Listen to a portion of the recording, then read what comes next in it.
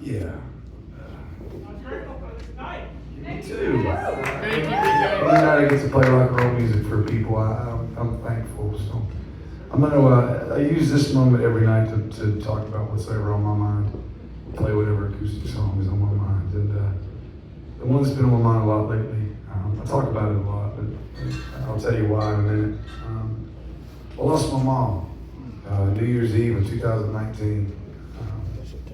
That is usually a holiday we reserve for clean slates and fresh starts and new beginnings, and that will always be a holiday marred by losing her.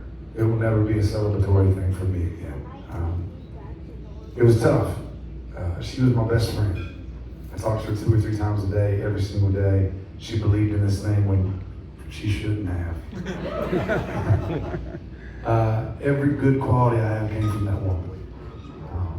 Don't cheer, every bad quality came from her too, so I'm just gonna focus on the good stuff for now. My mom was loud. My mom was outspoken. My mom taught me that if I saw a problem, to point to it and be as loud as I could to somebody else that came and helped me. My mom taught me the value of language. She taught me how important words can be, far more powerful than fists. She taught me how to raise people up with words, and she taught me how to take their fucking legs out with words.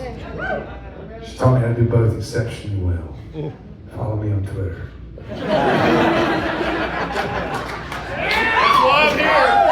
My mom taught me the value of hard work. My mom worked 2 jobs my entire life to make sure that me and my brother were afforded every opportunity she missed out on as a kid. My mom taught me that nothing in this life is free. Everything is worked for, sweat for, bled for. And if you do all 3 of those things for something, you appreciate it more when you have it. I am thankful to be her son. I am thankful for the man that she raised me to be. Without her putting the work into me, I would not be standing here before you today. My mom, like I said, the bad stuff. My mom had the same disease that I have. My mom was an addict. I am a drug addict. I am an alcoholic. I've been, August 31st, I celebrated 10 years ago.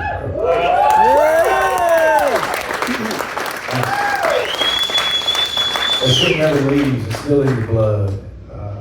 And my mom taught me that. My mom taught me that our side of the family had that problem. She called it the family problem. But don't get it confused. My mom wasn't an addict my whole life. My mom was the youngest of 6 children. She watched all 5 of her older siblings die before they were 45 years old of substance abuse-related deaths. She knew better.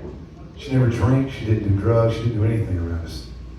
I told you earlier, she worked really hard. And at work one day, she hurt her back. She came home, she couldn't work anymore, so they had surgery on it. That didn't fix it, so she had another surgery, and that didn't fix it. And over the course of 3.5 years, she had 5 back surgery, and it never fixed it. I don't know if you guys have ever had to watch a fucking force of nature be reduced to a pale imitation of itself. That's what we had to watch with my mom. An absolute hurricane of a human being reduced to nothing more than a fucking breeze. Depression took over. She got real down on herself. Because she couldn't be that mom that she always was. She couldn't be that provider she always was. Then the doctors gave her these little pills called Oxycontin. They were awesome at first. They were magical fucking pills. They brought her back. She was up and moving. She was cracking jokes. She was talking about going back to work. So we ignored it when half a pill turned into a whole pill, and a whole pill turned into 2, and 2 turned into 3. It was medicine. Doctor gave it to her. It couldn't be that bad.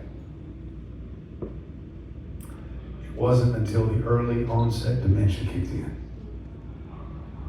that we knew she had a problem. When she started forgetting who I was, that's when I knew those drugs had her. And you can't talk somebody you love into stopping doing something that's hurting them when they have no fucking idea who you are.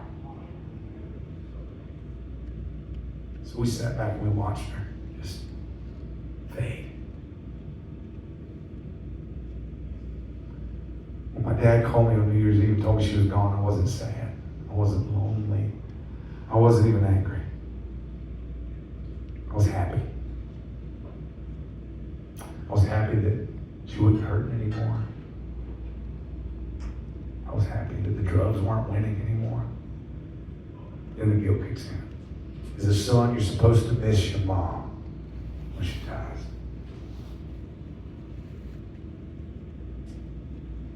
The sadness didn't come till the first holiday that I associate with my mother. That's my birthday, May 3rd. Every single year on my birthday, without fail, my mother would call me the exact minute I was born. 7:34 p.m. Eastern Standard Time. Not 7:33, not 7:35. 7:34, that fucking phone would ring without fail. And every year it was the same shit joke. She said, hey. I said, hey, Mama. She said, I just want to call and remind you that at this exact moment, 30 some odd years ago, you ruined me and your father's life.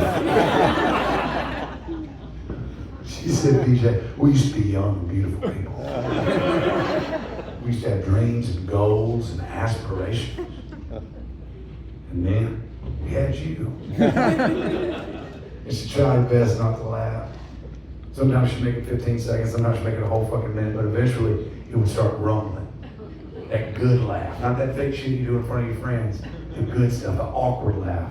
You could hear it just bubbling up and eventually it would just roll out of her. And friends, I've roamed this fucking rock for 40 years and I've yet to find a sound that brings me that much joy than my mom laughing. I don't tell this story every night to bum you out. I don't tell this story to bring you down. I tell this story every night so that I get to talk about it for 10 minutes. And I get to keep that laugh right here in the center of my fucking head. I wrote this song shortly after that birthday because I knew more holidays were going to come. I knew it was going to be hard. That first year is the hardest when you lose somebody. It's the birthdays, the anniversaries, the Thanksgivings, the Christmases. Every year. It's hard. Every year. It doesn't get easy. So this goes out to anybody that's lost somebody, whether it's your parents, or your spouse, or your siblings, or your friends, or God forbid a kid. This goes out to you. And if you haven't lived enough life yet to lose somebody that really fucking matters, this song will be waiting for you when you do. This is a song called The First Year.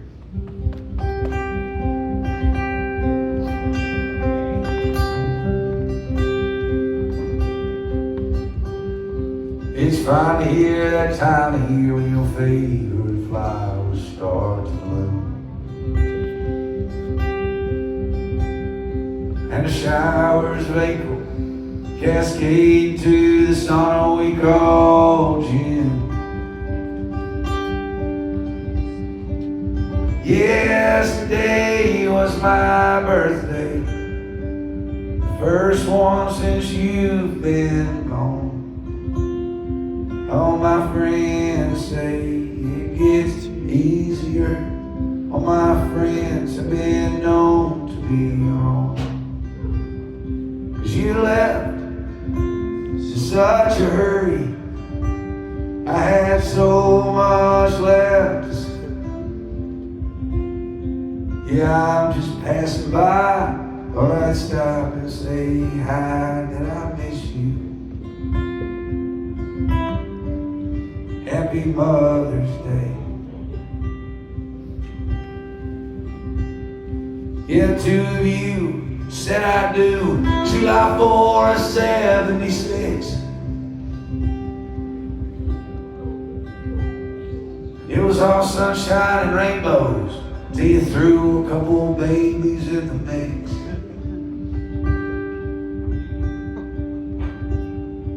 A shining example of what love could truly be. Like a castle made of sand, watch that mountain of a man fall apart when they laid to rest his queen. 'Cause you left in such a hurry, I had so much left to say. Yeah, I'm just passing by, thought I'd stop and say hi, that I miss you. Happy Independence Day. Last New Year's Eve was like no other New Year before. And you never think you'll get that call, till that call comes a knocking at your door. 'Cause you left in such a hurry, I had so much left to say. Yeah, I'm just passing by, thought I'd stop and say hi, that I miss you. Happy New Year's Day. Thank you, man. Thanks so much.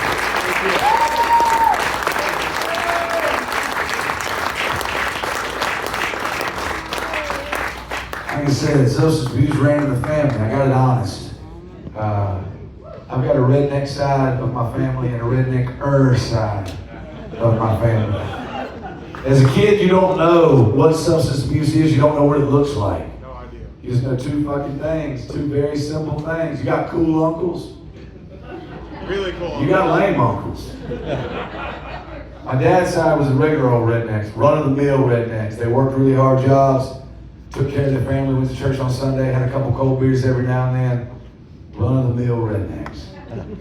We had Uncle Clarence. Based off his name alone, I'll give you one fucking guess what side of the fun spectrum that man fell on.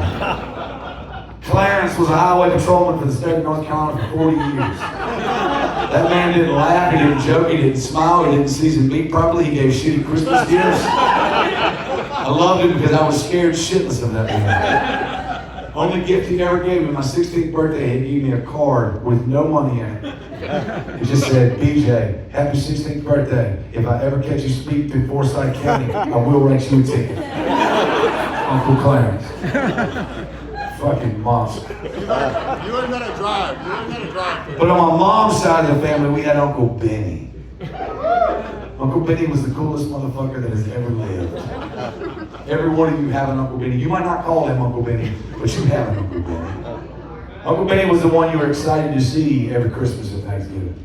The one that all the parents hated, but he was kind of cool. He always talked to us like we were adults. He got down on our level and asked us how we were. If we were doing good in school, if there was anything we needed to talk about. You got a girlfriend yet? Good for you. And then he just give us cigarettes and beer, and it was awesome. What's the harm in a little cold beer? My mom fucking hated him. And I got old enough to where Uncle Benny stopped getting invited to family functions because he was a bad influence. Friends, do you think that stopped Uncle Benny from coming? Even a fucking drunk knows when Christmas and Thanksgiving are. He just showed up late. And every year was the greatest part of any holiday because the adults would get done eating and they're still sitting at the table. The kids would be excused to the front yard. We were playing. And we lived about a mile and a half down this dirt road off of the state road, the paved road. And there was a stop sign at the end of my grandma's. It was a mile and a half away, but from her front yard, you could see the whole mile and a half. And if anybody turned on that road, you could see them turn on the road. But if they were going fast, all you could see was a dirt cloud. And every year without fail, we knew it was coming. And some kid, it was like a shooting star, some kid would see it first and say, look. We'd all look up at the end of that dirt road. There's a tiny little dirt cloud. And we knew that if we got real quiet and there was no wind blowing, and the door from the inside of the house was shut, you could hear Uncle Benny before you saw him. Taking care of business.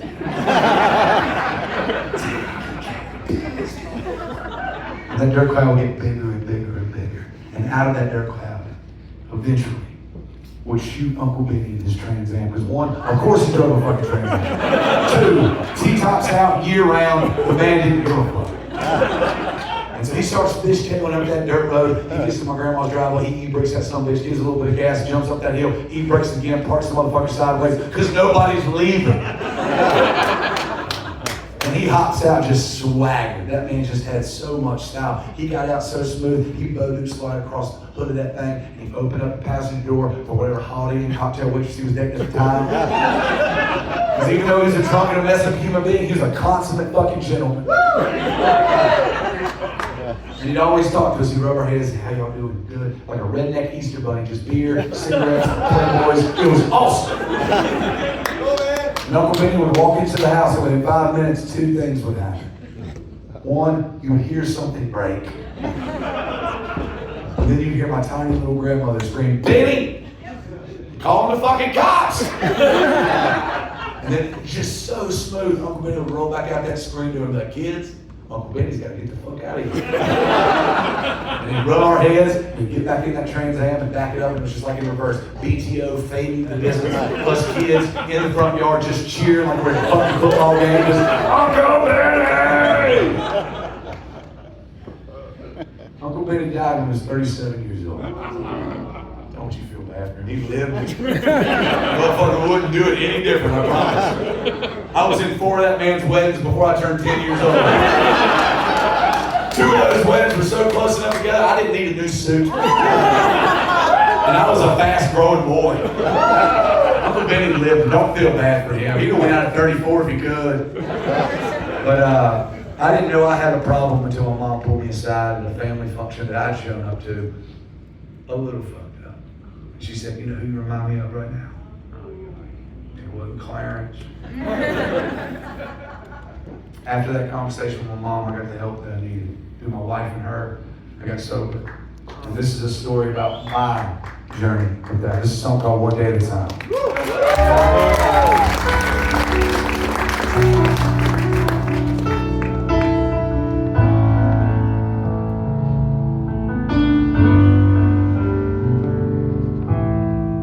Wide-eyed 21, another shot of Jameson to calm my nerves before this nightly masquerade. What people saw was nonchalant, a complex condition response, a chemical reaction, brown liquor and self-doubt. So that I can stand up on this stage like a guilty child, pointing blame at a kid got screamed, and cursed the name of the girls who walked away. You see, the man left holding the pen controls how every story ends. Truth becomes a martyr for the sake of the song. But now I'm in a good place. I'm a walking that straight line, just a getting along, righting these wrongs, one day at a time.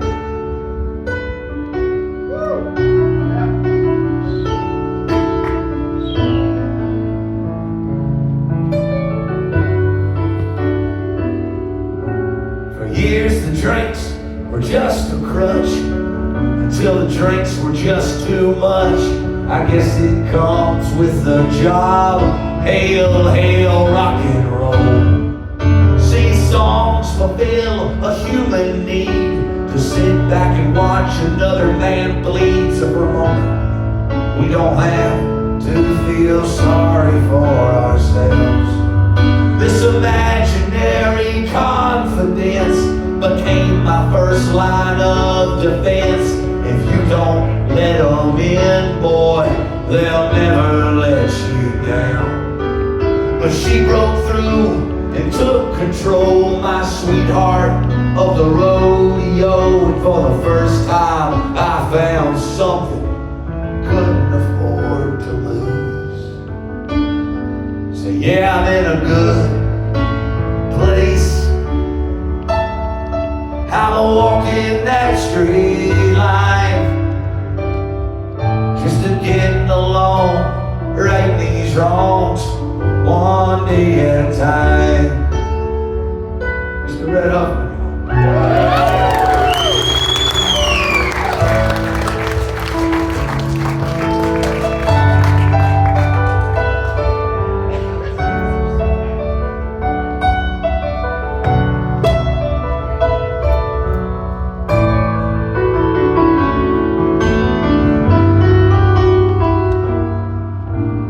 Every now and then I miss the way that highball glass kiss my lips like a long lost love, welcoming me home. But I don't miss the highs and lows, the back and forth, the ebb and flow of letting down the people that are standing up for me. You see, I'm in a good place. I'm walking that straight line, just a getting along, righting these wrongs, one day at a time. Yes, I'm getting along, righting these wrongs, one day at a time. Mr. Rhett Huffman, y'all.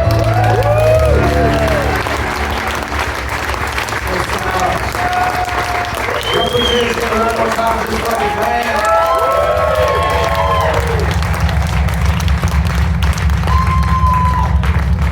We got a few more rock and roll songs for you. Thank y'all so much for coming out on a Thursday night. Thanks to the chapel for having us in. This is a beautiful room. And one more time for the mighty Ken Pomeroy, y'all. This is a song called Abe Lincoln.